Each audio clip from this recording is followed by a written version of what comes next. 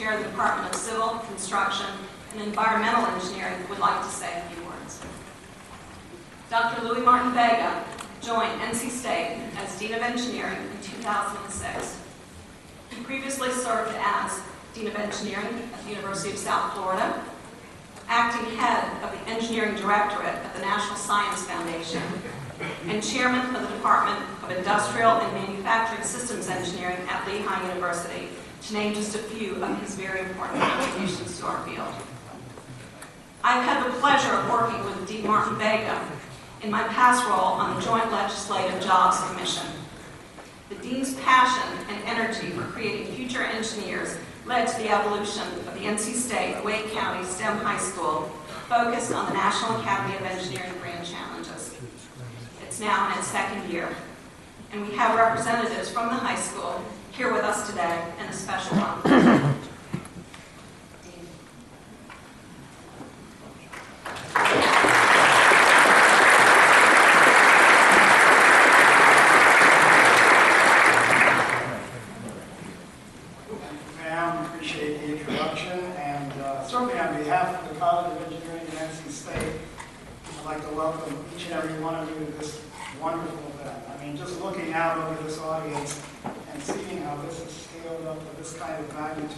Starts to match the accomplishments that are recognized here. And all of this in honor of Dr. Paul's is just a tremendous thing to observe. So thank you all for being here. This lecture on the Panama Canal expansion comes as the canal approaches a milestone. It was completed in 1914, so 2014 will mark its 100th birthday. This year, NC State is celebrating a similar occasion because 2012 marks, as Pam mentioned, the 125th anniversary of the founding of NC State. As we celebrate these milestones, it's important to remember the many engineering accomplishments that took place during the 20th century. You will have a very extensive lecture on one of those major accomplishments today, building the Panama Canal. But there were many others in areas like electrification and highways and automobiles and airplanes and spacecraft and computers and so on. In fact, the National Academy of Engineering has a wonderful publication that was prefaced by Neil Armstrong, who just recently passed away. It talks about the greatest engineering accomplishments of the 20th century, and I invite you to sort of look at that at some point. But on the basis of that, the National Academy of Engineering set out later to come up with what they call the grand challenges for the 21st century. They identified 14 major challenges, if you will, but they're basically grouped in 4 areas. There are challenges related to sustainability, such as making solar energy more economical. Not just making solar energy, we know how to do that. It's making it economical, it's the engineering challenge. Health-related issues, such as engineering better medicines. Security, which really gets into the world of infrastructure, urban infrastructure, as well as nuclear terror. And issues related to what they call the joy of living, enhancing virtual reality, and communicating in individual ways of education. Addressing these challenges will take a lot of work from a lot of people. But once realized, they will be the achievement that somebody else standing at this podium, perhaps 100 years from now, hopefully will talk about that. Here at NC State, we're trying to address these grand challenges in everything that we do, embedding them in our curriculum, embedding them in our research in the way we think, and by encouraging our engineers and computer scientists to work across disciplines to make many life-changing advancements in these areas. And also through our many outreach programs, promoting these ideas in the K-12 environment. The National Academy talked at one time about the engineer of 2020 and what that should be, and what that person should be in the future. Well, that person right now is sitting in a middle school classroom. All right, so it's not like we have an awful lot of time before we can make some of these things happen. So we have to make sure that we do have the engineering education and research efforts that allow us to meet these grand challenges. And then we do everything we can to teach that 7th grader about what engineering is, and to make certain that he or she sees engineering as a viable option for their college and for their career. That this E in STEM that we see there really become very strong. Okay, that's a big part of what we're about. Around the world and here at home, governments and industries are calling for more well-trained engineers, and it's up to us to make sure that these young people are prepared for the challenges ahead. An exciting event like this Paul Zia Distinguished Lecture which really features some of the most outstanding engineers in the world who are undertaking one of the largest and most challenging engineering projects in history, is just a great example of how industry and academia collaborate to further the engineering profession. By working together this way, this is how we ensure that this engineer of 2020 will in fact be well equipped to meet industry's needs and strengthen our nation's economy. Now it's my pleasure to introduce Dr. Mort Barlas, who is the head of our Department of Civil, Construction, and Environmental Engineering here at NC State. Mort was appointed department head in August of 2010, and he's been a faculty member at NC State since 1989. Mort is an internationally renowned expert in the field of solid waste management, and his research in microbial ecology, degradation processes, and landfills is considered by many to be some of the most important work in that field today. Please welcome Dr. Mort Barlas.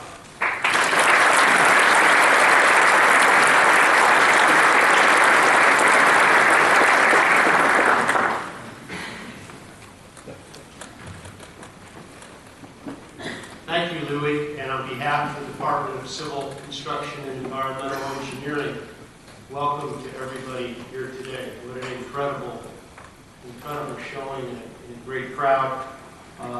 Let me begin by recognizing the work of Pam Townsend, who chaired the Symposium Organization Committee. Tremendous job, tremendous program. Thanks to the entire committee, and thanks so much to Pam for her leadership.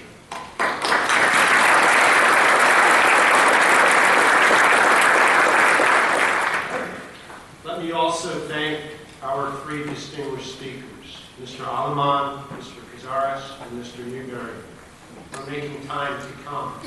We know how very busy you are, how many things are on your plate, and we're honored by the fact that you could make time in your schedules to join us and lead this symposium. Let me provide a little bit of background on this event. The Paul Zia Distinguished Lecture Series was established in 2002 to honor the accomplishments of Dr. Zia, who, as you've heard, is a distinguished university professor emeritus of civil engineering at NC State. The lecture over the years has featured some of the finest minds and most spectacular projects in our field. And of course, this year's speakers and the records of accomplishments are no exception. But all of this would not be possible without the coming together of the engineering, architecture, and construction communities coming together with NC State faculty and students. Together, you've helped to create an event that is truly one of a kind. Please know that we remain eager to work with all of you here today, as well as your companies, to keep this event strong and ensure that the next generation of NC State engineers and architects continues the important work that you're doing in your fields. It's my distinct honor to introduce Dr. Paul Zia, Distinguished University Professor Emeritus and a member of the National Academy of Engineering since 1983. A brief introduction of Dr. Zia is really not possible given the magnitude of his accomplishments and contributions. But let me just recognize Paul for his enormous contributions both nationally and to NC State University. As department head of the Civil Engineering Department, Paul helped to put us on a path to becoming a top department nationally.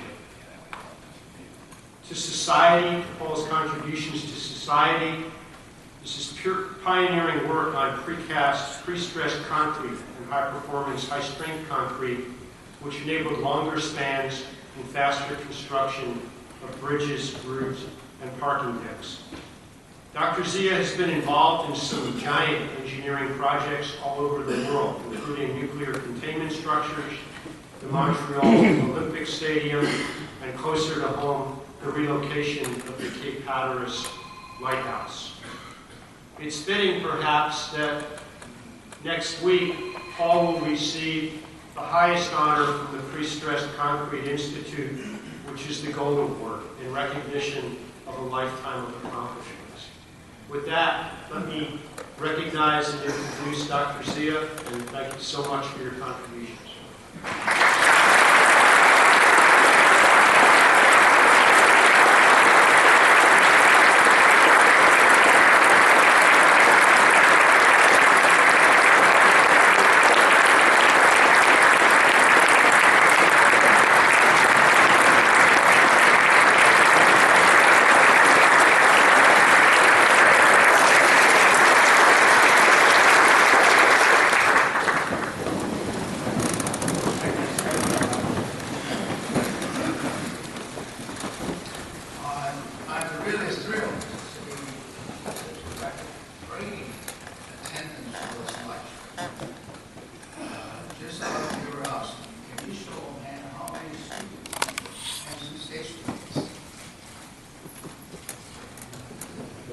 How many of students from other universities in the area? Anybody? How about any high school students? Yeah, we have a couple of them.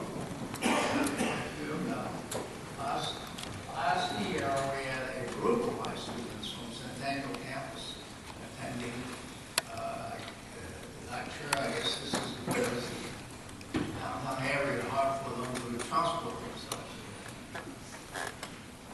I guess the rest of them are all the practicing professionals, architects, engineers, and industry.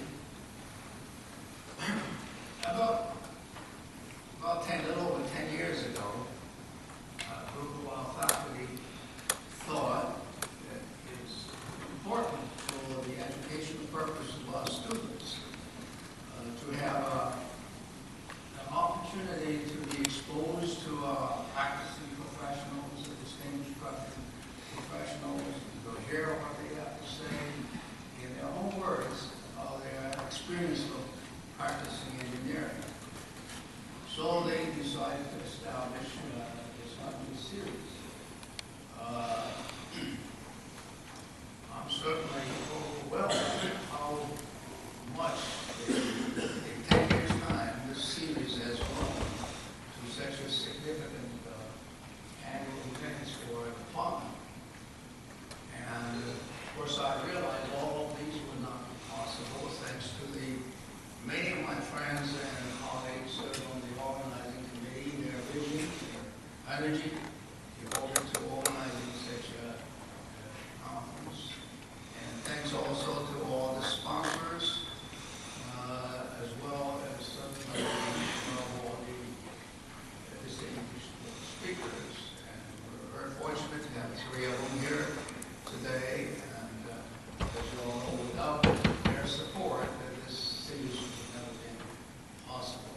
So thank you very much. I know we all want anxious to hear what they have to say. The speakers, you know, I'm not going to say anything. So welcome to everybody. Thank you.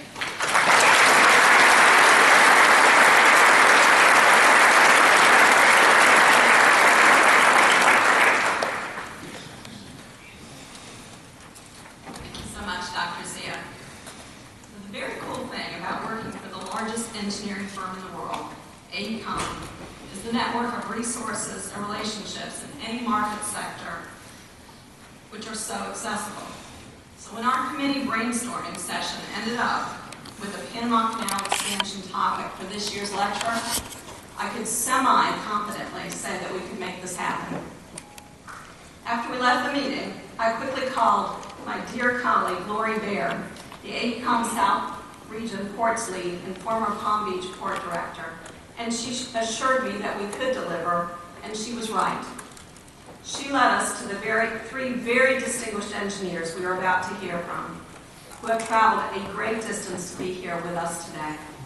Lori, if you would please introduce our first speaker.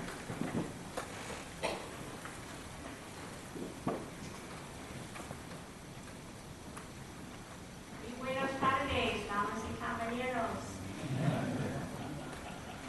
Turn off your cell phones, everybody, and get ready to be on the edge of your seat, because the expansion of the Panama Canal is for real. This isn't some pie-in-the-sky apparition. This is one of the most significant things to happen in the industry, really, since the advent of containers. And a quick word to the engineering students in the room. Seaport development, the movement of goods, planning and designing infrastructure for the movement of goods is where the action is. And it gets in your blood and you'll never want to do anything else. And the best engineering firms and railroads and service providers are here at this event. Take advantage of the opportunity. And now let's get this show on the road. And let me say again, good afternoon and welcome as we take a behind-the-scenes look at the remarkable Panama Canal expansion project, an endeavor that is unmistakably among the century's most ambitious engineering ventures. In fact, the last time the world saw such an impressive undertaking come to fruition was when the original Panama Canal opened in 1914. Now, as we look toward completion of the expansion project 100 years later, we are privileged to have with us today the man who over the past 16 years has spearheaded the realization of the vision of the Panama Canal and the pride of the people of Panama. First and foremost, our speaker, a native of Panama City, is an outstanding engineer, having graduated from the Civil and Industrial Engineering Schools of Texas A&M University, and having begun his professional career in the construction field, serving many years as CEO of one of the largest construction companies in Panama.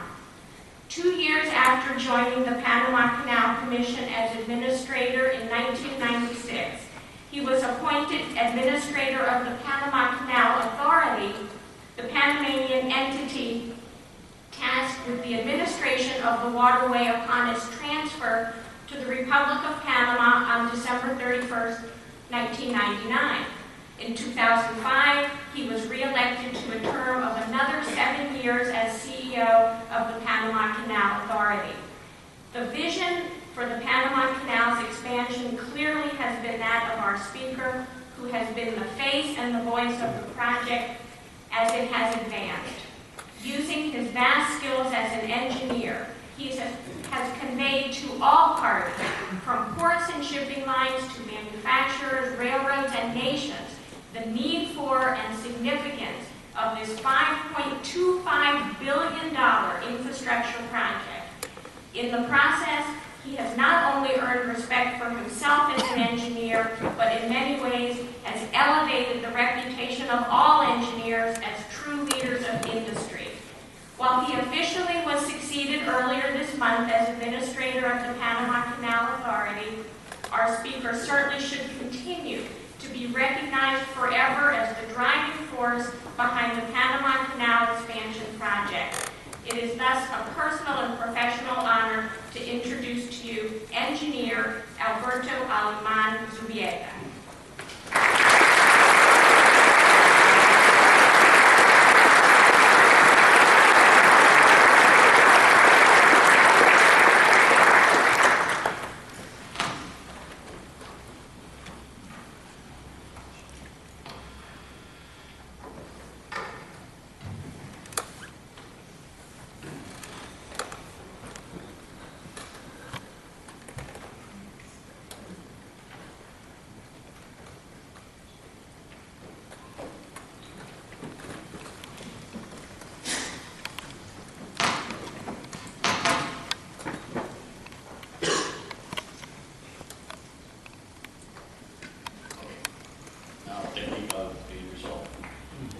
First of all, it's a real honor to be here. Dr. Polcia, it's an honor actually to meet you and be able to speak in this conference. I'll be talking a little bit about the history of the canal, how we get to this program, how we put it together. I will also try to explain some of the very basic matter.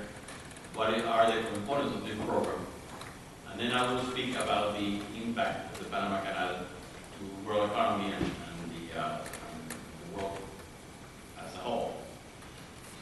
I have to say that I was honored really to be the last administrator of the Panama Canal Commission.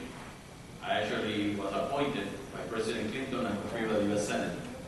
And I was the only non-U.S. citizen that actually was managing a U.S. federal government agency. We used to even have offices in Washington, D.C., and I used to go to Congress and to the Senate.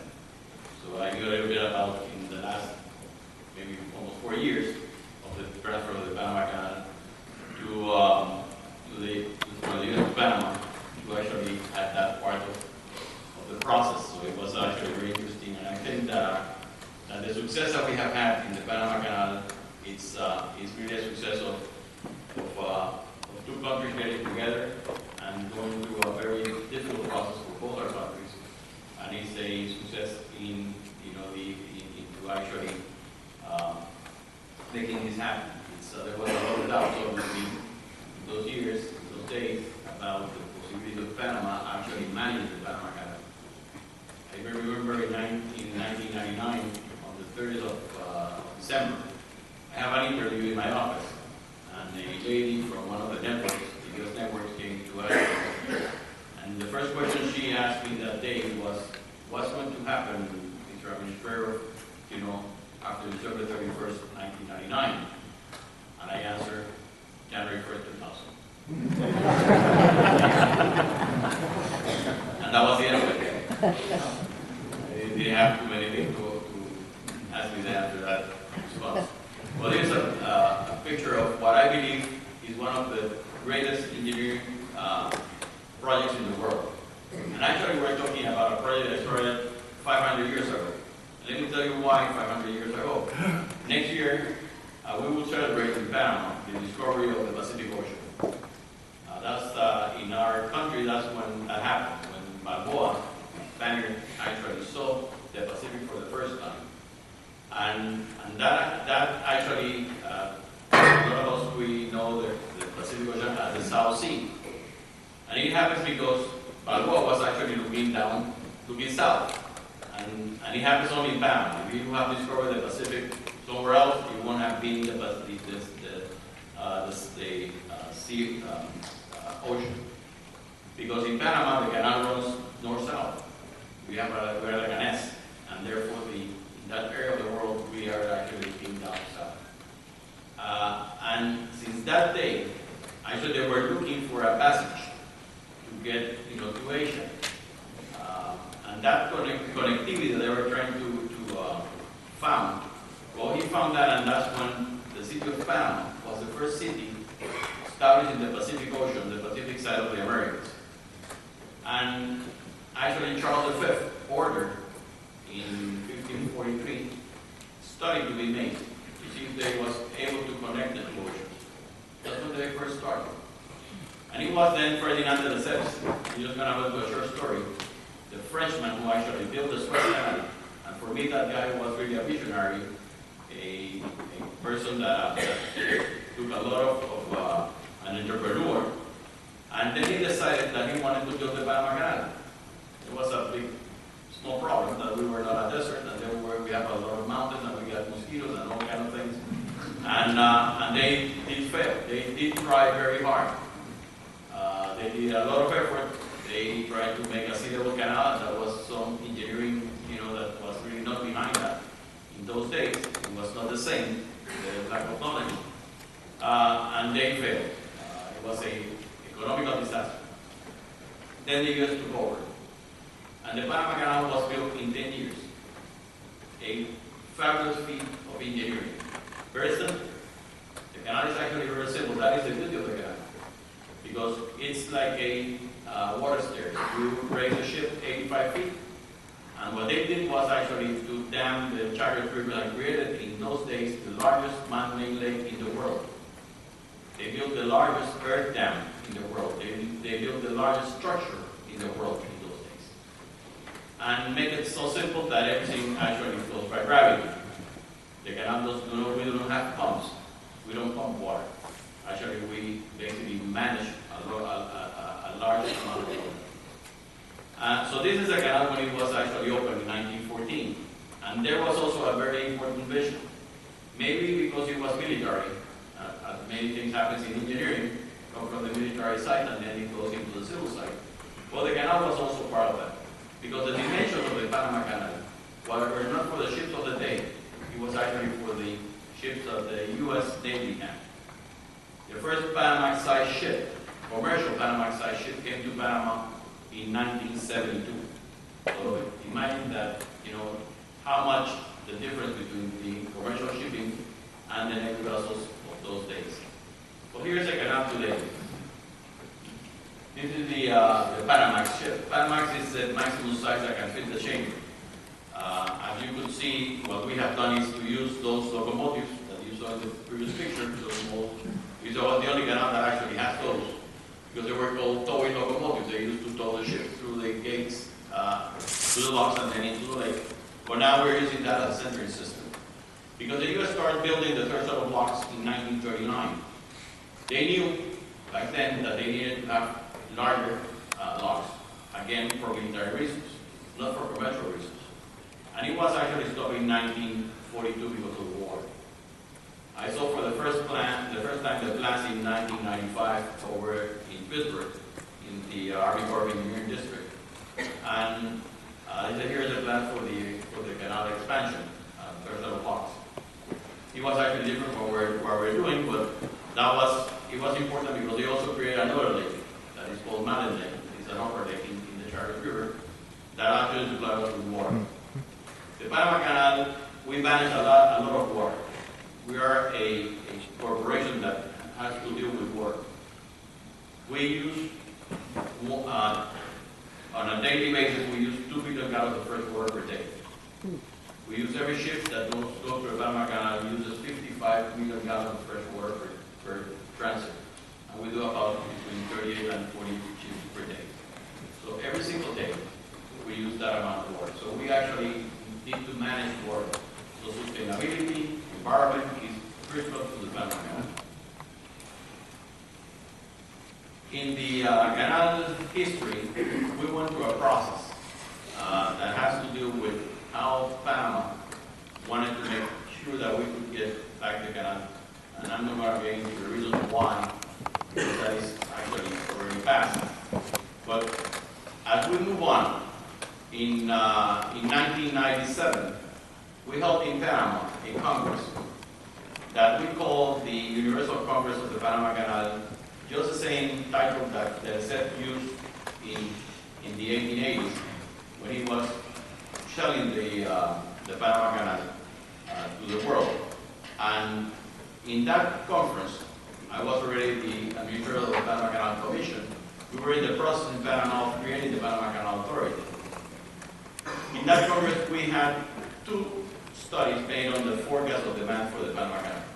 One that was given to the Congress by the European Union, and the other one that was given to the Congress by the U.S.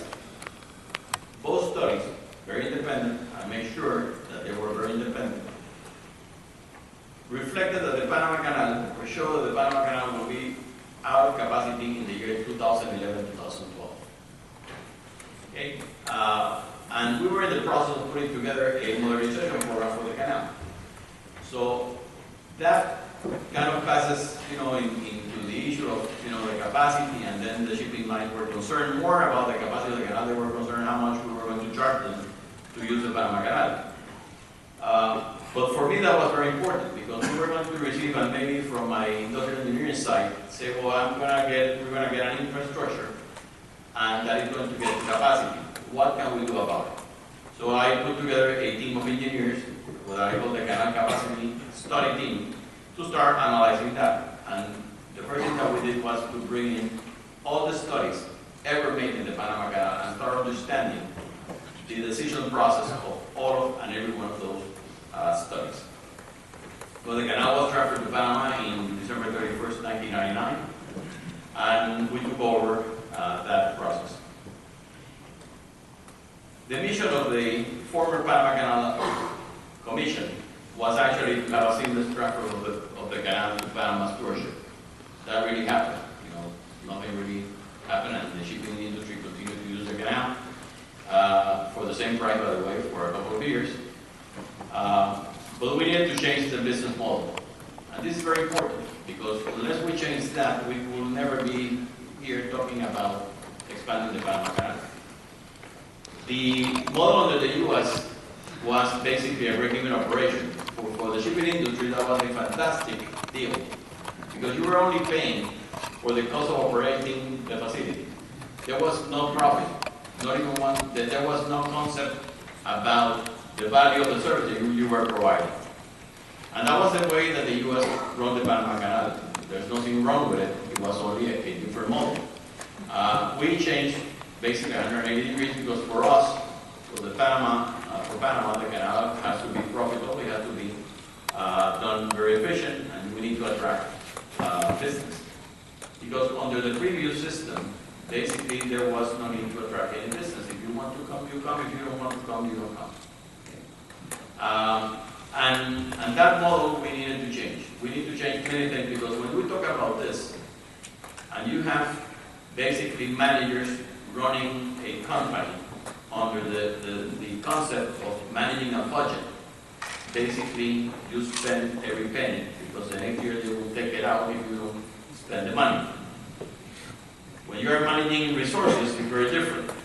And actually start understanding the benefit of your investment and how you're going to get, it's going to be repaid and all those issues that were sometimes not taken into consideration where you're simply managing the budget. So we need to change the culture of the people. And basically we're the same people. And that's very important because under a corporation or any program or project, you need to understand where are you going and why you're doing what you're doing. For us in the ACP, the mission was to produce the maximum sustained benefit from our geographical position. And this was very important to define what was our mission. Usually there in that mission, we're not talking about ships, we're not talking about cargo, we're not talking about anything. We're talking about a location. We're talking about how we can make it sustainable and we can maximize that position. So that was the mission of the Panama Canal. Still in those days, we were just going with the idea of what to do, to maintain the canal, as a viable waterway. The way we put it was that we were a important highway, and we would like to maintain that very important highway. What do we need to do that? Now, what do we need to do to make that happen? Here are some of the, this graph is very important to show that the issue about the capacity of the ships, the number of vessels, and the tonnage. In 1965, when I talked to you about the first Panama ships coming in 1972, the ships started becoming larger. And therefore, you can carry more cargo with less ships. You can see that the blue line is almost, relatively flat, around 14,700, 14,500 ships per year. And since 1965, early 70s, it's been like that. But the tonnage has gone from less than 100 million tons to over 300 million. In fact, this year we're going to break the record again to 330 million. And actually that number is above the expected capacity of the Panama Canal that was basically established in the 1997 studies. Because we started the program and we have invested in basically adding capacity and modernizing the waterway since the year, actually 1998, we started this program, and we have spent over $2 billion, and this doesn't have anything to do with the expansion program. It's actually money that we have put in improving the canal.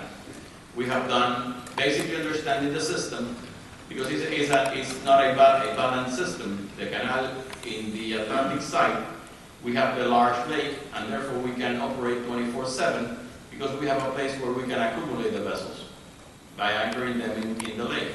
In the Pacific side, we don't have that benefit because once we pass in the Pacific we have two set of locks divided by a very small lake. In the Atlantic there's only one lock with the 3 chambers.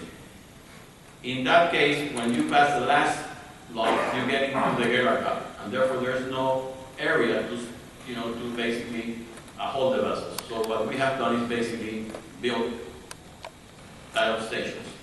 And that way we can operate the canal trying to maximize the throughput of the system, understanding that it's a unbalanced system. So we analyze all of that, and therefore we start putting money into the system to try to maximize the throughput of the canal. Because we knew that even if we were going to engage in expanding the canal, we need to be able to serve that demand. Otherwise, we will lose it. So then we start, putting together, and here's kind of a chart of the things how this evolved. And we started with that study of 1997. In 1998, we started putting this study together, and then we also started looking at what was the Canal Capacity Office, and all of that came into being what we call the master plan. And the master plan was talking about what we need to do, to go from where we were into what we need to do short-term, long-term, and eventually how to put this program in place. Because one thing that is important that this program, we were going to go and expand the canal with 37 locks, we needed to go to the people of Panama to a national referendum. So this is an infrastructure project that requires a national referendum. It was not only a decision of the Panama Canal. So this program, we need to do the planning, we needed to do the definition of what we want to do and how we want to do it, how we're going to manage that. The environmental issue was very important. The program cost and its projections, how much it will cost. The financial and economic analysis and the legal review. All of it were basically done at the same time. They were not cascading down. In the program planning, we need to define the objective. And also, one very important issue is who were our stakeholders. And let me tell you that we as engineers make one early mistake, which was a very beneficial mistake, by the way. Because when we started looking at this, we were in this canal capacity study group, we found that there was a lot of water that we can actually build lakes on the western side of the canal. We could build lakes that can provide about almost 7 times more water than the watershed that we have today. But we need to basically bring that water, create the lakes and move the water all the way down into the Cancun Lake. For that, we start studying and we send our engineers over to that area of Panama. But we did not take into consideration the people who were living in that area. So one day, start looking at it, and in fact, we even passed a law in Panama because defining what was a watershed, including that area. So people started actually coming up very strong against the Panama Canal. Well, I had to go, and I went myself with my team and met with the leaders of these communities in a mountainous area of the city of the Republic of Panama. And we sat down for the full day over there, and then we understood their requirements. That was an eye-opener, because you need to understand, no matter what is your project, small, medium, or large, who are your stakeholders? And actually, you need to understand early on what are the questions they're going to be asking from you. Basically, you need to get a license. I call that a license to operate. That license is given by the people. And if you don't have the license, you will be in trouble down the line, early on or later. So that will happen. So we had that experience early on in the program. We were not even we were just thinking about expanding the canal with a third set of blocks. Just thinking about it, okay? And needed to solve one of the big issues. Where are we going to get the water? How we will solve that problem? Because we use a lot of water, a large amount of water. So there was all the analysis, our internal capacity. Can we do this ourselves? Or do we need to bring people from other parts of the world to do this for us? How are we going to be able to deal with contractors, consultants, experts? The canal, in one thing that we have done right, and we had been done this for many, many years, and we have actually not only kept that from our learning of the ways in which the U.S. run the canal, but also expanded that even further, because I am a true believer in this, is that the Panama Canal has always had these groups of very bright people, and we use them as boards. We have one that was actually put by Tersagi, those guys way a long time ago, on studying the movement of the grounds in Panama. In the Panama Canal, it's like a lab. It's a soil dynamic lab. And they've been working with us for many, many years. So we would, do for structural engineering, for earthquake, for navigational aspects of the canal, and everything we can think of. We bring people, and we put them, and they come and work with us and give us the very best experience. So we need to know how we're going to do that. Are we going to be trained? We have the people really at the same level of the people who are going to be there. Can we actually acquire that knowledge? And then there was always the other important aspect, that is the environmental impact. And that in itself has a lot of social implications. Then we have to define the program.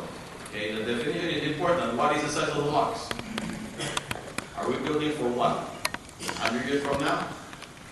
What is the market? We are talking about, in this world, when the canal was actually built, there were no container ships. And in fact, the container ships started really getting very strong in the middle of 1980s. A fantastic idea.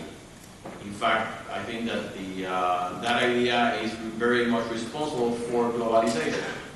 Otherwise, there's no way that you could, go global the way that you're doing it now, or we're doing it now, because there's no way that you can, segment your productions into 20-foot boxes. And that is basically the beauty of containerization. So we needed to define that. The canal in those days mainly was a bulk type of cargo. That container was the number 3 segment in our market. Now it's number 1, and almost half of the canal is containers today. So we need to understand that. And then there's also define the size, which has many implications, because if the Panama Canal has 39.5 feet of draft, and if we were going to 50 or 55, you are actually adding to the amount of excavation and dredging that you need to do. So those were very large implications. Plus the fact that if you want to build a very big, well, you need to find water. So this is a very important issue, and then you need to also go talk to the people who are going to use the canal. We need to talk to the shipping lines. What are they thinking? We need to go to experts. Are they going to be the engines to run these vessels? All those issues were needed to take into consideration. Also, again, the administration execution, how we're going to do this. We're going to bring, companies to help us out. We brought early on Parson Brickenhoff as our program director. He worked with us on a team effort to put this program in place, to make it happen in a, let's say, a very structured way. And actually, whenever something will pop up, then we might need to do another study, and then we might have to bring another study over the study, peer review, and things like that, because we wanted to make sure that the answers were going to be okay. So we did not spend or cut any corners in any of this effect, again, because we needed to answer to those stakeholders all the questions they were going to put to us. Environmental management, as I mentioned to you, for us, the canal is extremely important. The issue on the environment. We live out of the environment. We require the water. When I used to go to Congress, and the congressman used to ask me, what was the biggest threat to the Panama Canal? Some of them usually, because we have a lot of military bases in Panama. They wanted to see the military in Panama, military bases, and so on. I said, the most critical aspect of the Panama Canal, the biggest threat that we have, is that if the watershed is deteriorated. If we actually lose the watershed, if we don't get enough water, that is actually, for me, the biggest threat that we have, because the canal is sitting in where we have the major cities of Panama. So that watershed can be impacted. And how do you manage that? How do you protect that? That it will always be supplying you with the amount of water that you require to run the Panama Canal. So a degradation of the watershed is critical. So it is important for us what we need to do in terms of reforestation, sustainability, and again, talking to the people. Because why do our people in Panama that are impoverished, they go into the forest and they take down the trees? Basically because they need to have a way to give food to their people, to their children.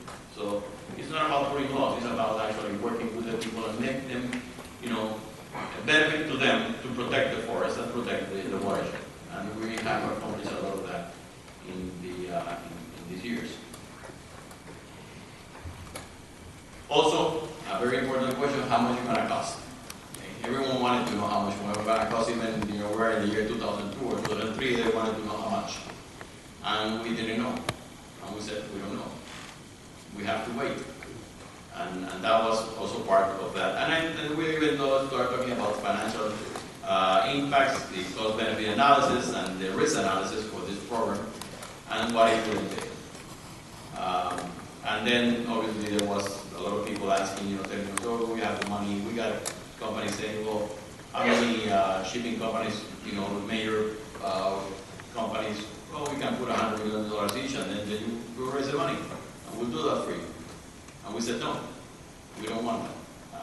We want to analyze our thing, and then we make a decision. So, basically, we contracted a lot of people all over the world. We have the best companies in the world working for us, working to this program, putting it together, helping us out. We basically shared no expense because we needed to have the right answers. Those were extremely important answers to us. Because the issue, for you to have an idea, is that once we realized that it was going to be a $5.25 billion, and this is a decision in 2005, okay, how much this is going to cost. But this is a program that you are bringing up to the people of Panama, that we're doing it ourselves. We are not getting help from anyone because we believe that we have an asset that is what we mentioned early on, that we have a position that is unique in the world and we can get benefit out of that. The canal in those days already, we have raised tolls, we changed the way we charge the ships, we started charging for the value of the service, and we went from a company that was a total income in the year 2000 of $700 million. Today the canal is a $2.4 billion revenue company. Okay? In those days we were about $1.5 billion with no debt, zero debt. Okay? So we were doing very well. So we could go to the market. But for the people of Panama, the ones who own the canal, we were trying to explain to them that we were going to get into this program of $5.25 billion when the total debt of the country was $10 billion. Okay, that is a very large debt. So we needed to explain to them the benefits. Early on, again, as engineers, we make a mistake. Because we were talking about concrete, about Panamax and post-Panama ships, about blocks. And people were looking at us like, what the hell are you talking about? Because the question they were asking us, and we learned that early in that process, because it took us 6 months to go all to every place in Panama to explain to the people of Panama the benefits. But the question they were asking us that we actually understood, and then we start answering the question, is what is in for me? Okay? Because if I'm living in the middle of a mountain in Panama, or I'm in far or in the city, what will this imply to me? What's the benefit? What I will get out of it? And usually that's a question people ask for any project. How is it going to impact me? Sometimes we engineers do not answer that question. We like concrete and we like steel and we like those kind of things, but people see the projects that we feel that are fantastic, they see it from another point of view. And sometimes the opposition of the program, basically was saying you are doing all of this only to benefit the big countries, only to benefit those big shipping lines. In fact, in Panama, the seal of Panama says pro mundi beneficio.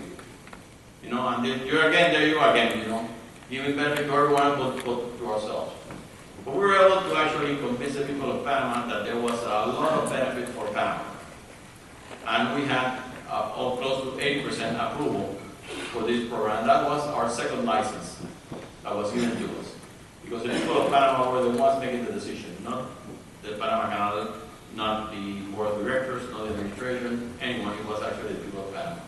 So once we have that in 1996, in October 22nd, by September 3rd, which happened to be actually the last day where I worked in the canal this year, 5 years after that, we started the program. And what is the expansion program? Basically, it's again, very simple. It's not very complicated. When you look at it, we are taking all the navigational channels of the canal. We have to make them wider and deeper. Okay? Also, we have to build 2 set of locks, and in the case of the Pacific, we have to do a bypass, or actually an extension of the Gaylor Cut where the new set of locks are going to be located. And you'll see a little bit more about that. Here's the Pacific access channel, basically on the Pacific side, because we have 2 set of locks. And the new set of locks in the Pacific, that is actually built on the west side, it's going to have the 3 chambers together. And there, then you will navigate through a new access channel that actually requires a dam to be built that is about 2.1 kilometers long, and it looks like this. That's where the new set of chambers are going to be. And this is the new access channel that we're building in the drive.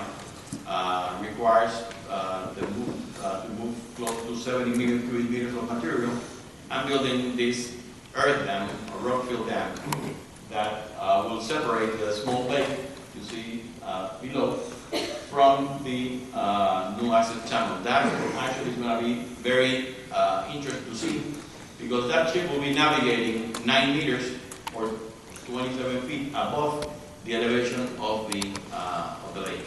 So there will be one ship above and the other one below. You know, very interesting when it's finished. Then we have to dredge, as I mentioned, the Pacific entrance, the Atlantic entrance, as well as the lakes and navigational channels. This is a very complex dredging program, because you have to do this at the same time where you're moving ships through the canal. And it's a 55 million cubic meters of dredging. Actually, with very different materials. We have rock, we have soft materials, all kinds of materials basically in the canal. And you have to do this with a lot of ability to manage the flow of ships at the same time. In fact, we're almost very well ahead in this program. Some of them are finished, some of them are in 90-some%. And we make the decision to do the parts inside what is the Gaylor Cut and the lake. Most of that program has been done by our own dredging division of the Panama Canal, and all of this was designed by the Panama Canal engineers. The canal has a very large dredging division. In fact, we've been dredging the canal almost 100 years now.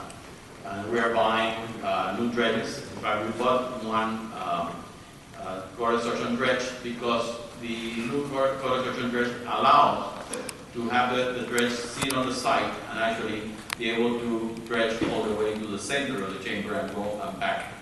That way we do not need to be moving the dredge out of the channel. So when we were making decisions about what type of equipment to buy, we took into consideration the operational side of the program. And the elevation of Beacon Lake, again, this is only to allow to reserve more water that we will require in the project to run the canal. And this actually, even though it's only 1.5 feet, is a lot of water because it's in the full area of the lake.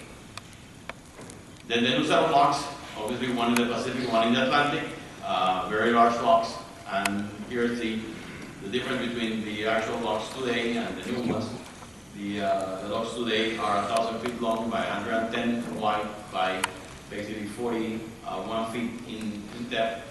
The new ones will be 60 feet in depth, so we can allow 50 feet of draft with 10 feet under the keel clearance. And there will be 180 feet wide and 1,400 feet long, so it's 40% longer, like 50% deeper, and about close to 60% wider. So this will then take, if we will have not done the solution that is having water-saving bases to the site, it will require about 2.3 times more water per luggage than the actual system. So we solved the riddle of the water by adding water-saving basins. This is actually a system that has been used for over 100 years. In Europe, there's a lot of this. And actually what it does is actually save the water by gravity again into these ponds on the side of the locks. And then we save 60% of the water that is required to raise and lower the ship. And you require the same amount of water. It doesn't matter if you are in a concrete canoe, small canoe, to proceed, or in a very large post-Panama ship. You require the same amount of water to raise the level to the level where you can open and balance the two chambers, and then therefore that that amount of water, 60% of that water is reserved to the site, and therefore makes that we will use directly 7% less water in using this system than the actual canal utilized today. But more important, that is really not the way to see it. That's only one way you actually do on a one-on-one basis. But now, we can use with this amount of water, we can move actually 10,000 containers, or actually 13,000 containers. Let's say there's only 10,000 containers, per luggage. So our utilization of water per unit of cargo is less than half. And that is actually how it's much more efficient in the water utilization. So how big they are, we can go down the Empire State Building in every chamber and it will fit. And it will be 3 Empire State buildings side by side. And also it's an 11-story high building. That's the depth of these new things. When we compare volumes, here are the volumes. Actually, including the French effort, the original project moved 200 million cubic meters of material. We are moving 155 million. In concrete, they placed 3.4 without rebars. In ours, we are putting 4.7 million with rebar. So, much more concrete because we have, the water saving basin and actually our largest structure. So, as you can see, in terms of volume, it's a very large program. We financed the program with the aid of 5 multilateral banks for 20 years with a 10-year grace period. In fact, this financing, I would like to point out that we signed that on December 9, 2008. There was no money in the world in that day.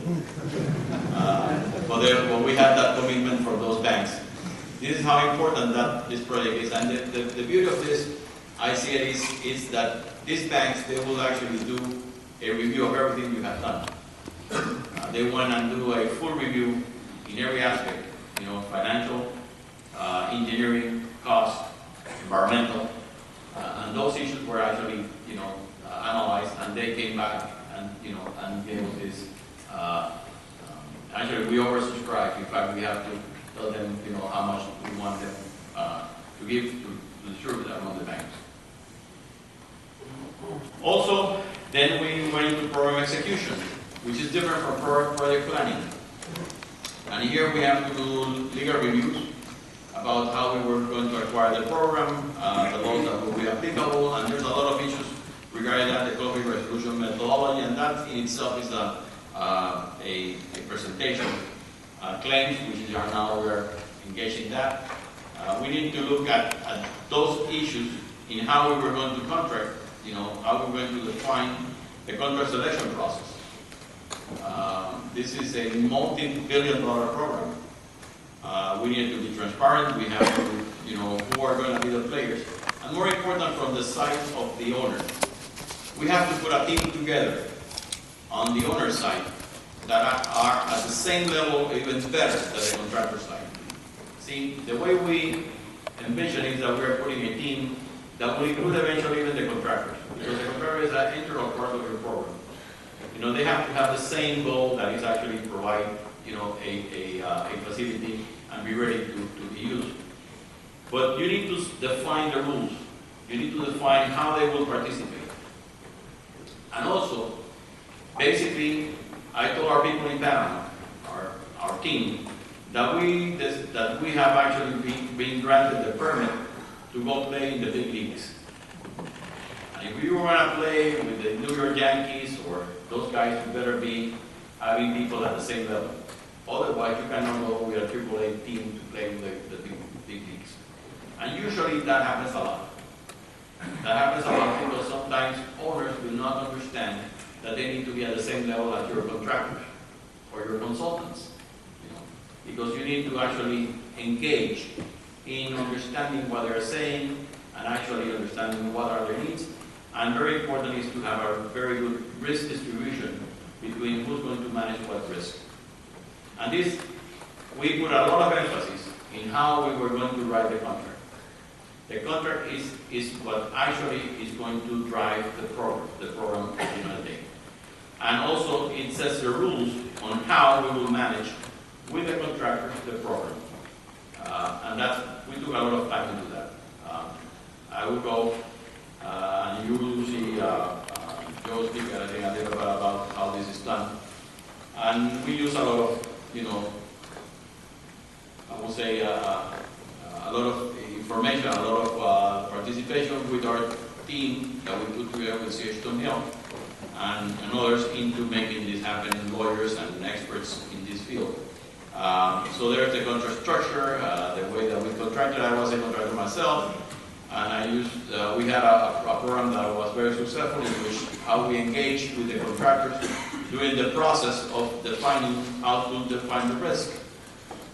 And we did it in a way that we could sit down with them on a room that everything was filmed, everything was taped, but you can tell me how you see it individually, and then we make the decision and then we change the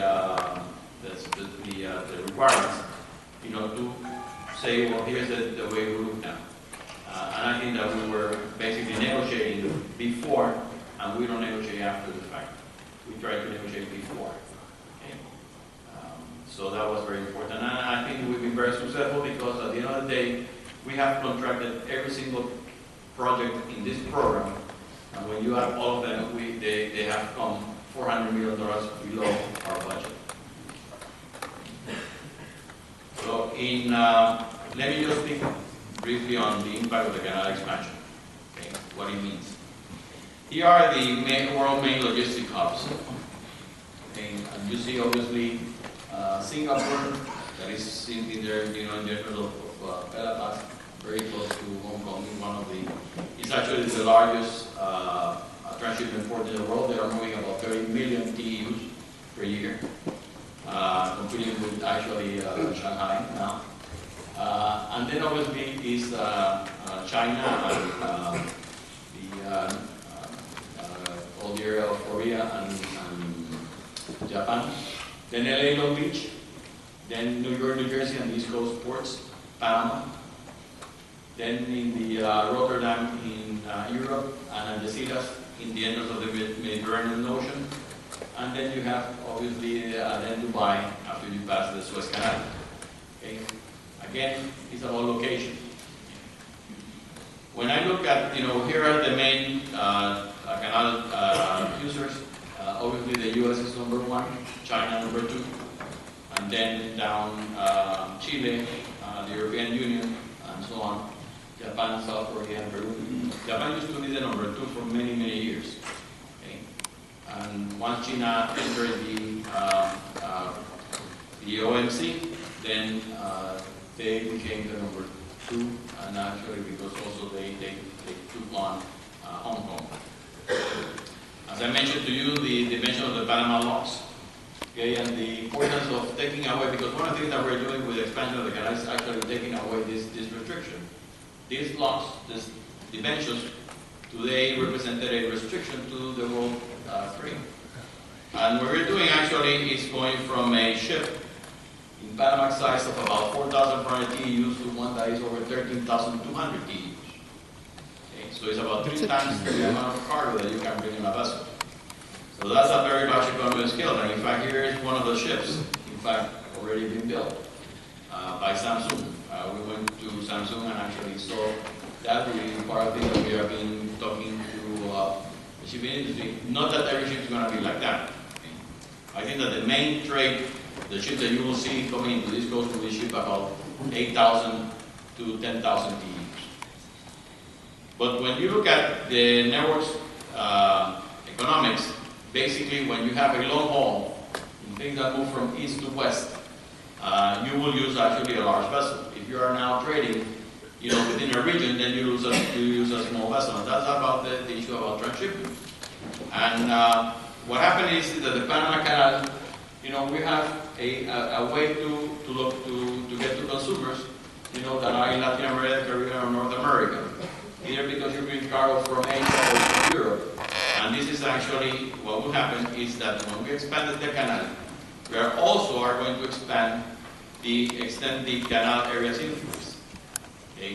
We will have more influence over the decision because now you can only move 4,400 containers at the same time. Or in terms of coal or grain, only in parcels of about 50,000 deadweight tons.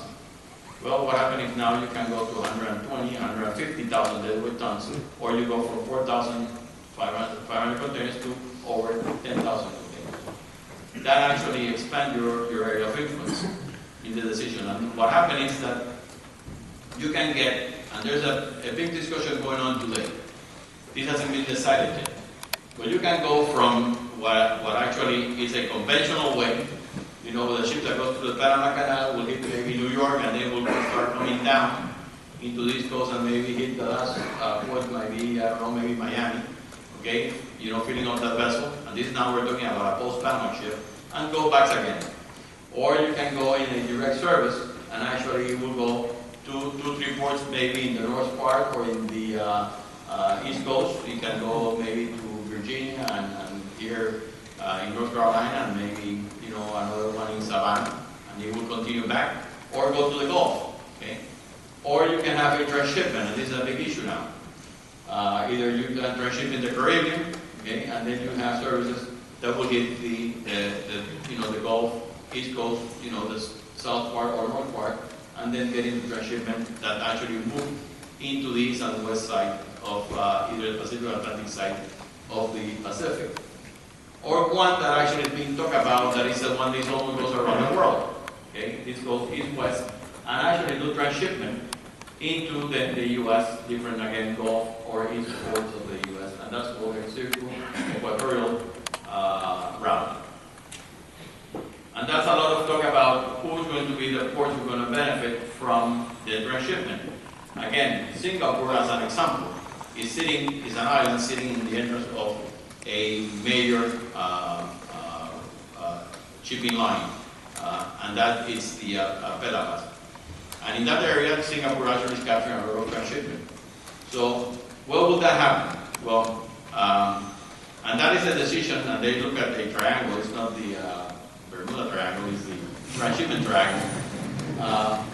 Here is, you know, where it's going to be developed. That is going to be Kingston, Freeport. People are talking about Cuba as a possibility one day. Okay, because it's very close to the U.S. Caucedo in the Dominican Republic. The main one actually is Panama. And an issue of that, the impact of this, actually, when you look based on a 4,000 TEU vessel on the canal coast of as of 2011, or the one we have now, at bunker at $416.7 per metric ton bunker. And the actual charter rate, because there's a lot of issues that actually we'll have to deal with, then you will start moving more to the west, okay? And then the impact, because the green line will actually become bigger. And that's one of the discussions that is going on today. As I mentioned, there will be the impact on the dry bulks, again, larger vessels, more benefits, or the impact on liquid bulks. One of that will be LNG. We're going to study in this program LNG. The U.S. was not exporting of gas, LNG gas. Now with the shale, developing the import of gas, then that is becoming a very important commodity when we move into the Panama Canal. As I said it before, one of the principal beneficiaries will be the East and Gulf ports, again, because we will open the capacity of moving with larger vessels through the canal. And this is the Obama's initiative. Here are the ports that are going to benefit, with an accelerated decision. New York, Savannah, Charleston, Miami, and Jacksonville. Here are the times where this is going to possibly will happen. Some infrastructure projects are going to be developed. And in the, I would just like to point out this about South America. Okay, This came out in The Economist. And the reason for that, and I've been calling on the attention, is because South America is going to be a $700 million market. It's a 700 million people market in the year 2030. And it's very important, it's in your backyard. And there's a lot of opportunities for U.S. companies to actually benefit from this. Here's the top world container ports. I just like to point out, in South America and North America, South America, Pacific and Atlantic, you see very little amount of ports, okay, of significance. See what happens in Asia. See the size of the, okay, that is a major area of the world. Even North America, there are not that many, okay. So this is something that we have to look at. And the issue of Panama, in this, when we're talking about the 20 more central ports of the world, the Panama Canal is number 1. Then comes the Suez Canal, Shanghai, Singapore, Antwerp, and so on. Okay, because we actually provide a lot of connectivity. And here's the liner service that we have through the Panama Canal, direct services. As you can see, we connect the world through Panama. And when we look at the growth in our country, for instance, in the year 1995, we were moving 200,000 containers. Well, this coming year we'll be moving over 7 million containers in Panama. And it is because, obviously, the port development in Panama has been fantastic, has grown. We have a system that is unique because we have ports in both the Pacific and Atlantic that is supported not only by the port, it also has to do with rail lines, it has to do with the logistic facilities, banking sectors, air communication, and so on. And in a way to look at this, maybe is that here's, in another way, the red lines are the east to west or Pacific to Atlantic systems, and the white ones are actually the ones that actually are feeder services into Panama port system. So what we can do is bring cargo from any place in the world and actually transship it in Panama and then put it in Pacific or Atlantic, because it's all about connectivity. And we are the only port in the world with terminals in 2 oceans. Okay? When you think about that, it's because the distance between the Pacific and Atlantic in Panama is only 50 miles. Plus we have a canal that is actually connecting, allowing the ships to go by, to go through from one ocean to the other. And this is a very powerful, and that's why when I started this presentation, I told you what was the mission of the Panama Canal, is to have the maximum sustainable benefit from the geographical position. And that is why I believe that Panama is going to be the most important transshipment and logistic facility in the Americas. And that actually is what the canal will do, not only for Panama, but also for the world, and the impact it will have. And this is actually the canal in 2014. Okay, if you spare me, so I will go exactly to the hour, okay, I would like to show you in 6 minutes what is going on in the canal. And I would like you to see the program. Thank you very much.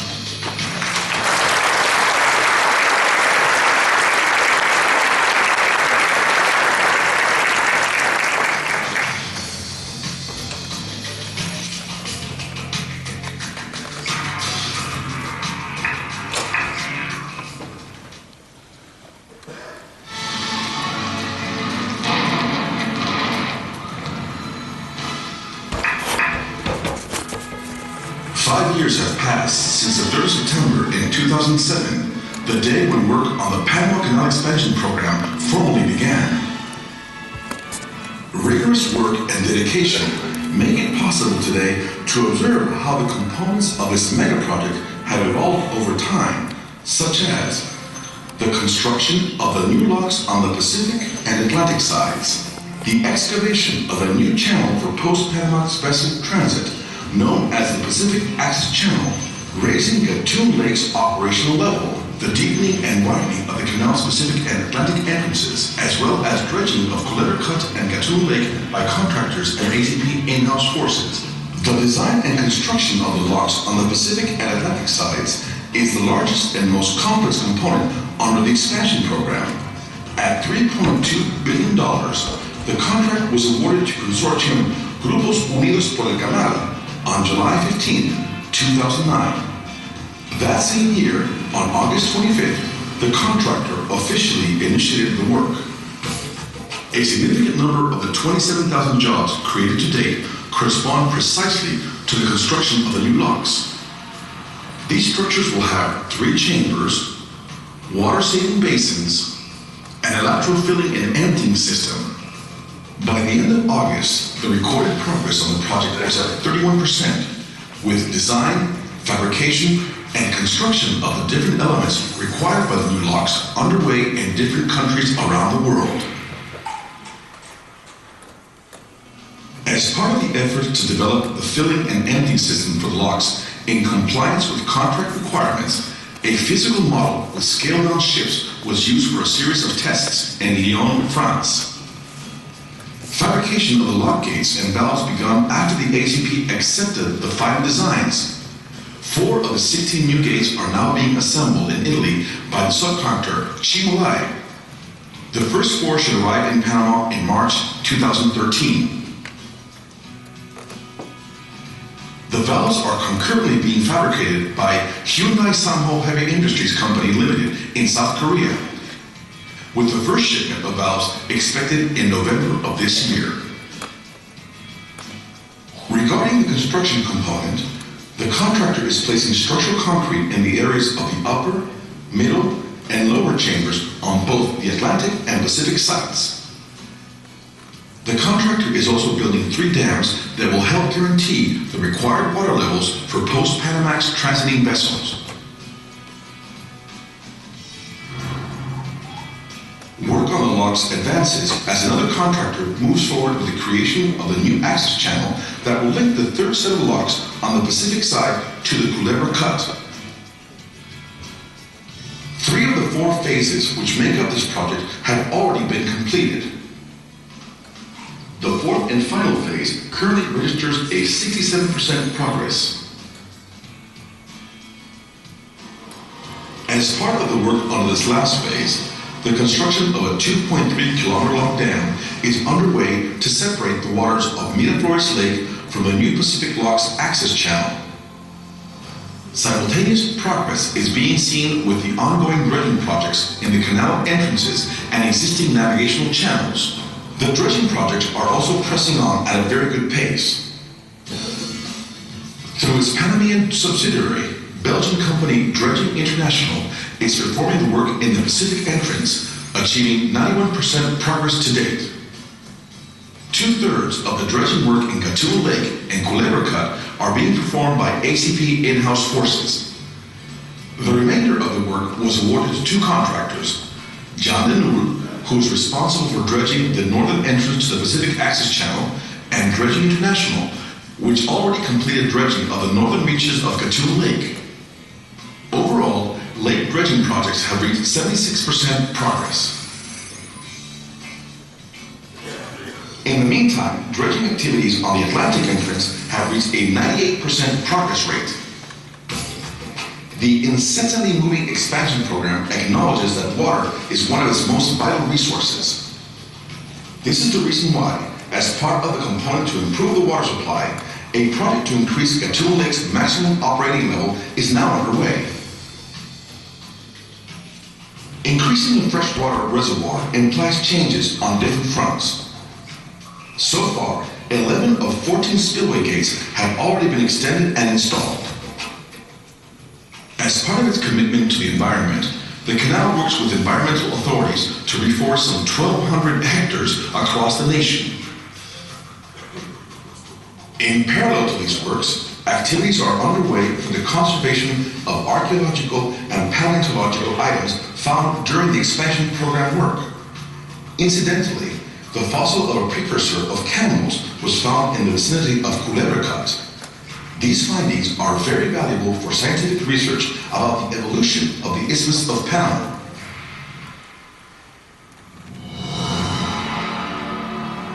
There is still a long way to go to complete the enormous task ahead, but those involved are already proud to be part of history in the making.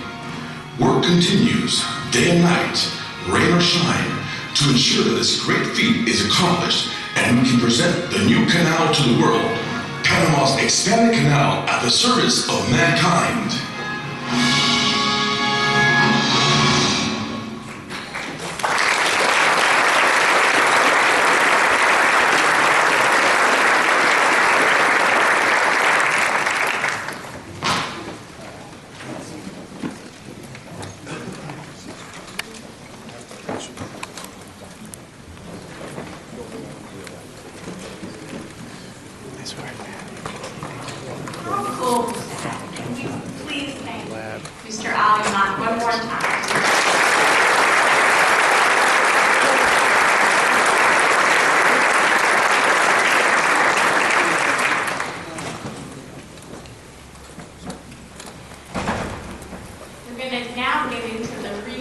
art of the engineering. And our next speaker is also an esteemed professional engineer with more than 30 years of experience in the design and construction of billions of dollars of public facility and infrastructure programs in transportation, water, wastewater, and energy sectors. Presently in his role as Vice President for CH2M Hill in Panama, he serves as Deputy Program Manager for the Panama Canal Expansion Project, as well as Construction Manager for the $3.3 billion portion of the contract directly related to the building of the new locks facilities on both the Atlantic and Pacific sides of the canal. He holds his civil engineering degree from the University of California, Berkeley, and just recently completed his MBA at the University of Texas, Dallas. In Miami, as we say, un hombre completo, a complete man, it's my privilege to introduce engineer Joe Casares.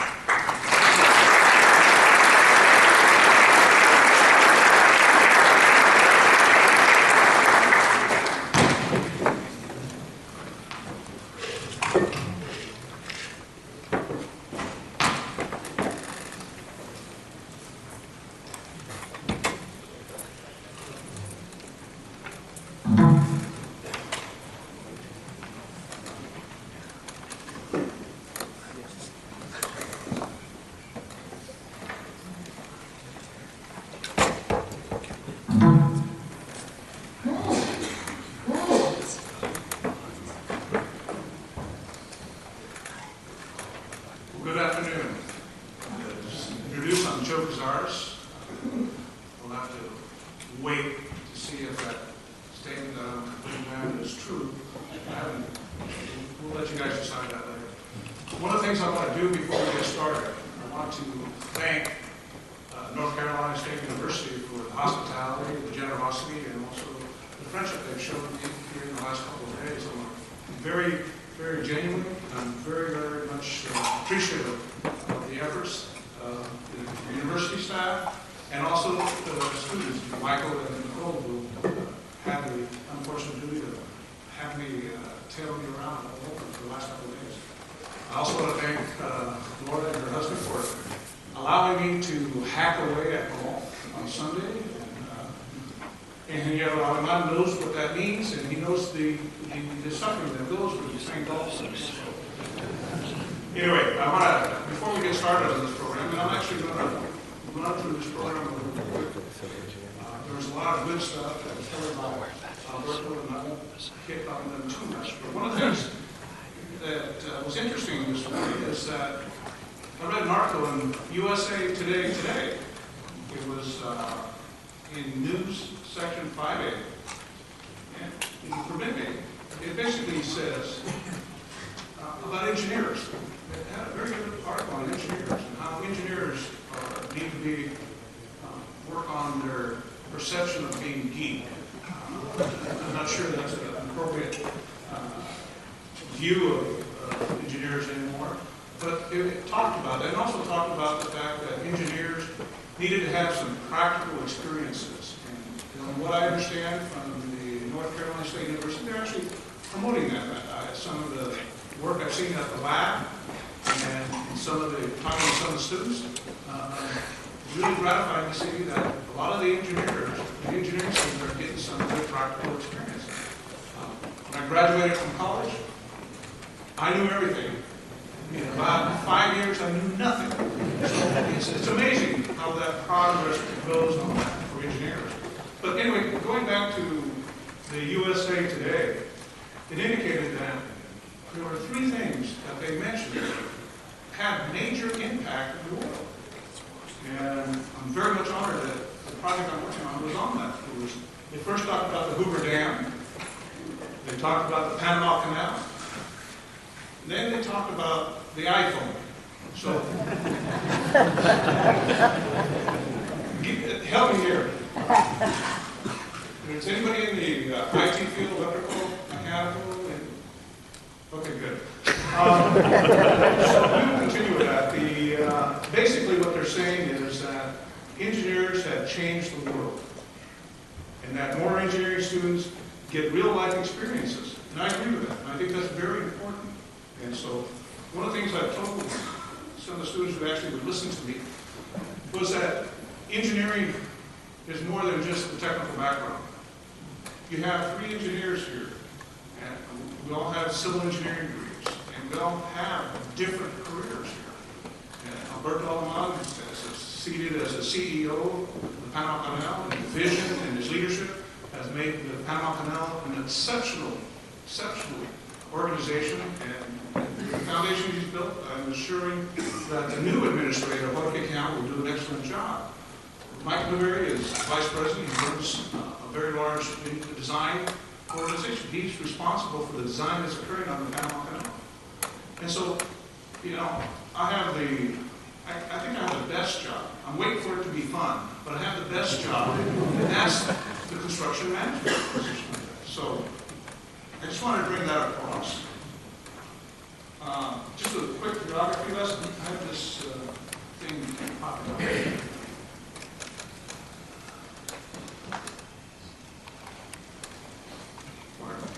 Okay. Very quickly, Panama, as Alberto indicated, the canal runs north-south. So a lot of folks come up to me and they're confused by that. But there's a little twist in canal where, you know, the canal is kind of south, actually west of us is Costa Rica, and a little southeast is Colombia. Alberto already covered some of these aspects. The project, the Panama Canal Expansion Program, has over 35 different contracts. And as the program manager, we're involved in portions of that. And I'm fortunate to be involved in one, which is the third set of blocks, which is about $3.2 billion. So we have the lion's share of that. Just to give you a cross-section of the canal itself, is you have the Atlantic and the Pacific Ocean, but we need to raise the ships to a level, and Alberto said, about 85 feet from sea level, to carry the ships from one ocean to the other. There's some facts here, and I'm not going to go through all of them, since we've already talked a few of them, but one of the things we want to talk about, and you'll see in the presentation, was that in 1939, the U.S. had started the expansion of the canal. Basically, what we're doing here is the third set of blocks. And in 1942, they had to stop because of World War II, and basically abandoned looking at expanding the canal further.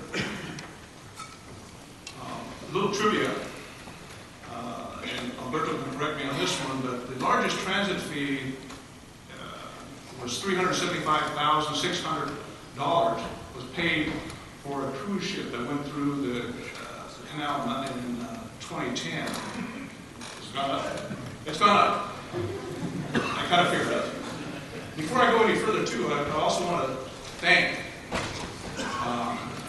the canal, because the canal has actually graciously put this presentation together for me. There was over 100 slides. Fortunately, you won't have to see all 100 slides. They have an excellent team that does incredible animation, incredible PowerPoint, and they take incredible pictures. The smallest transit fee was by Richard Halliburton, who swam the canal. They charged him 36 cents. The other thing about the canal is it's now owned and operated by ACP. One thing I wanted to point out here is that, as Alberto said, this was a referendum. This was the country of Panama, the people of Panama saying, you have permission to build it. That was very critical for this project. What I wanted to address here is the role of CH2 in the Hill. Our role is basically program management. And prior to firming up, or actually kind of defining what program management meant to the canal, Alberto had asked me to do a white paper. He wanted me to explain the various models of program management. And so, you know, many of you will, in your career, actually either go into design, to construction, or program management. And program management is basically almost like being the CEO of a project, because there have many components. They call me the loss construction manager, but the groups that form the loss construction manager is the environmental group, the safety group, quality group, the design group, the construction of the Atlantic and the Pacific, the claims group, and also the contracting group. So we cover everything that's involved in the third set of laws. So what is program management? Well, program management is basically defining the delivery of multiple interrelated projects. As I had said before, we have over 35 contracts involved in canal expansion. But also in the third set of laws, we have multiple subcontractors with multiple activities going on that requires a great deal of coordination and logistics. And down below is kind of a list of what we have put together as to what makes a program as opposed to a project. And, you know, they have to be complex in multiple projects. The canal is a complex project. The goals have to be clear. The delivery process is not necessarily clear. Well, the goal is very clear with the third set of laws. There has been much debate initially, not involved in it, but whether this was going to be a design bid build. And the decision was made that this will be a design build project. The premise was to share, or actually transfer some of the risk, or a lot of the risk, to the contractor in the design build process. So that was part of the look at what we were looking at. Another part was that schedule pressure. Well, there's some schedule pressure. The 100-year anniversary is coming up, and we definitely would like to see that occur. And then once the program is completed, we go home. I mean, that's the part of the product, is that the owner has a complete team to do the program. And once the team is complete, we disband, and we go on to another program or go on to do something else. There are 5 delivery models that I presented in this white paper. And trust me, I'm only going to touch on it briefly, so, you know, don't worry about it. There's the owner management, the integrated program management, consultant management, owner's agent, and program management at risk. The owner one is quite, the owner has most of the control, and in this model, the owner maximizes control and responsibility and the risk. They're basically doing most of the self-performing on this project. This one I wanted to focus on a little bit is there's a key element down below. I'm going to use the pointer here, so if I do some damage, I apologize.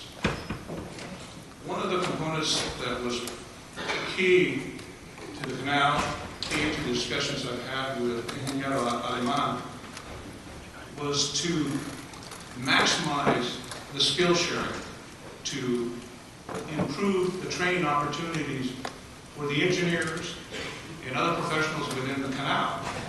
It was our responsibility to train and mentor so that at the end of the program, the canal was self-sustaining. They would not need professionals like us. They have experts and whatnot, but they would be able to, if there was a 4th set of blocks, they could do it themselves. And that was part of the responsibility we had, was to train, mentor, and leave behind a very talented professional crew that can actually do the work without having professionals coming in from U.S. or from other countries to provide the services. And I've been on this project, it's hard to believe, I've been on this project almost 6 years. And we have a team out there of Panamanians that are ready to take over, ready to do the job. They have the talent, they have the expertise, they've had now 3 years of being involved on a multi-billion-dollar problem. They're ready. And we're very proud of that aspect, that we have been able to train and mentor the Panamanians. And in some cases, I'll be quite honest, in some cases, and for me especially, they have done a world of training on me. I mean, they have taught me how to be a professional. They have taught me how to actually be a polished executive. And for that, I'm grateful for. I know it wasn't easy. There are times, aren't there? There were times. I think it's been a challenge, but I do appreciate the program here. So I wanted to focus on the integrated program management because that is what we do. That is how this team is. We're an integrated team between OSFA and CH. We form a team. We actually all in the same office. Alberto and the executive committees, they treat us as if we were part of OSFA. And that has been ideal. The only thing I told him in the very beginning was you're picking the most difficult model, the most challenging model. And the reason for that was you're having multiple cultures. You have multiple cultures because you have the U.S. and Latin culture. You have corporate culture. You have a consulting culture with a organizational culture. So there was a lot of challenges. There was a lot of obstacles to overcome. And after 6 years, we have achieved success in having an integrated team. And I'm very proud of the fact that we work as a team. And my business partners, my photo ID all said the Canal de Panama. And so we are recognized at that, and we recognize our partners in this whole thing. So I just wanted to make that point that was an incredible experience, but a very challenging one on both sides of the aisle. Consultant management, that's your typical one where the owner hires the program manager. You tell the owner, we'll see you when the job's complete, provide us with some expertise. That's about it. The owners is where they hire the program management team. Then they say, well, we want to hire another consultant to keep an eye on it. So that's basically what the owner's agent is. And the program manager's at risk. Again, I'm just running through these very quickly. I just wanted to quickly highlight some of the models we have. And on this one particular one is just the owner hires the agent to oversee and evaluate the performance of the program manager. And also, this is where we carry, as program manager, we actually carry the risk and some of the financial risk of the performance of this project. Okay. Now, the part you guys are interested in. The locks design and construction. The contract is a design-build contract that is for the third set of locks. The contractor is Goop.